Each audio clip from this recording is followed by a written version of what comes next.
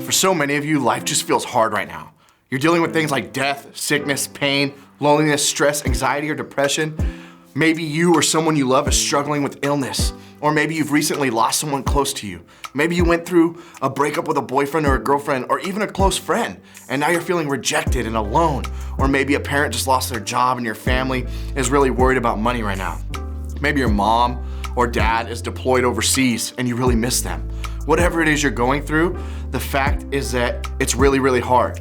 The tough stuff that you're facing feels overwhelming. Or maybe you're thinking, actually, things in my life are going pretty well right now. If that's you, I'm really glad to hear that. And I think that there are definitely times in life where things just seem like they're working and everything feels like it's falling into place. But the truth is, eventually life gets difficult for all of us.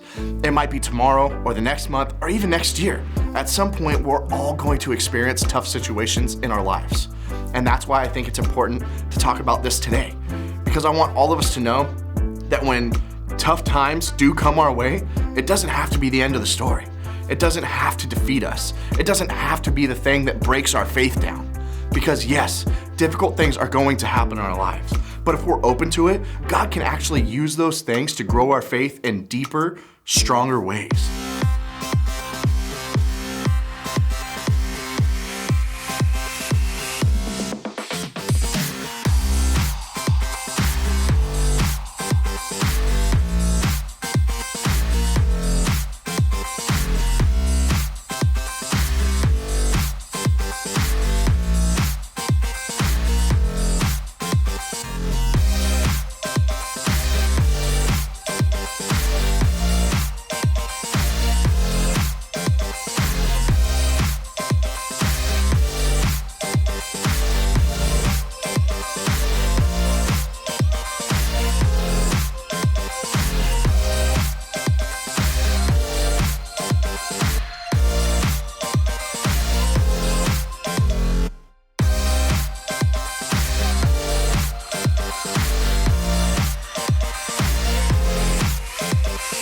Now, I get that you maybe see that as confusing, because if you're anything like me, when you experience tough times, you don't always feel closer to God.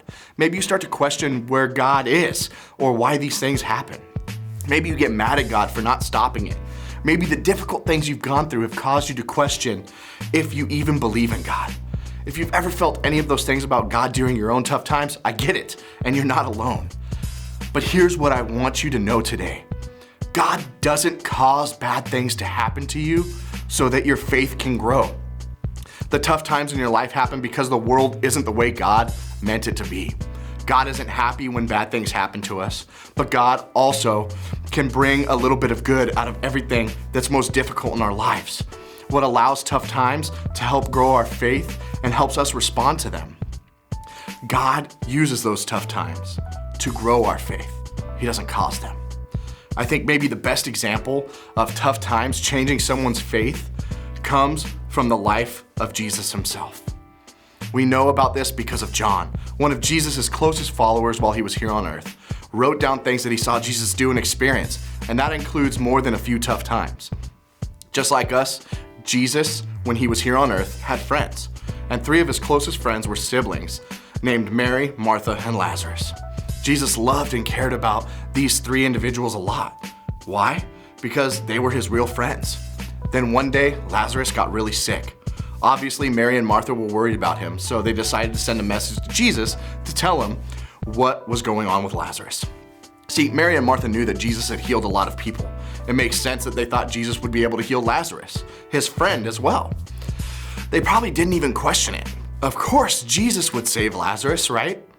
Well, unfortunately, things didn't turn out the way that they wanted.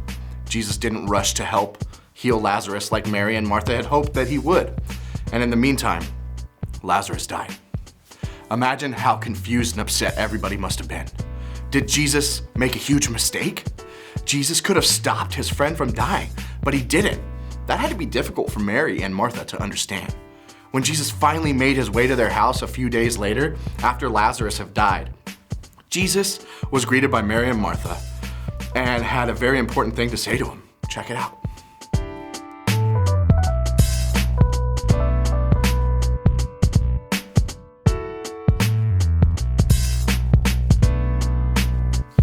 If I put myself in Martha's shoes in this moment, I could totally get it. I would feel the exact same way. Jesus had healed so many other people. Why didn't he heal Lazarus, his friend? Obviously, Martha wanted to understand why this happened, and that makes total sense. But what's interesting is the second thing Martha said to Jesus here. She was standing in front of Jesus, broken and hurt, but she still believed. In the middle of the toughest thing that she may ever deal with, Martha told Jesus that she still believed God would give Jesus anything that he asked for. In other words, even in this tough time, she still believed in and trusted God. That's what this moment was really about. In the middle of confusion and hurt and pain, the question for Martha is the same one that we ask ourselves during tough times. Can we really trust God? Can we put our faith in God even when difficult things happen? Martha believed in Jesus even when her brother had died. She still trusted him. Sure, she questioned him.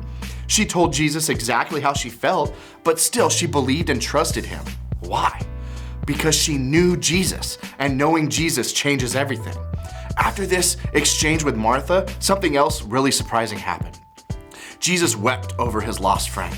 And if you ask me, this is huge. When we wonder where God is in the middle of our suffering or how God feels about the pain that we're experiencing, we can look to this moment with Jesus, who was God here on earth and found our answer. Jesus wept. He cried over the loss of his friend. He cried over the pain that Mary and Martha were experiencing. He felt the same emotions that we feel. And Jesus does the same for us. When tough times come our way, we aren't alone. Jesus shows up to be with us. He cares about us, he cares about our pain, and he wants to sit with us in our toughest, most difficult moments. But this wasn't the end of the story.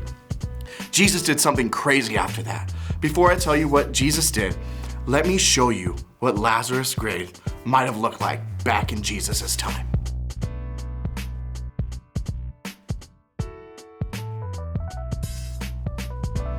After Lazarus died, Jesus went to his grave and asked for the stone covering to be removed. Strange, right? Well, after the grave was open, Jesus spoke into it and asked Lazarus to come out. If that doesn't sound crazy, then I don't know what does. Lazarus had been dead for days at this point. How could speaking into a grave do anything? Well, remember, Jesus changes everything. And in this case, it changed death to life. Did Jesus do this just because Lazarus was his friend? Was he trying to make Mary and Martha feel better? Well, as we'll see, the purpose behind this miracle was so much more than just comforting the people around him. Check this out.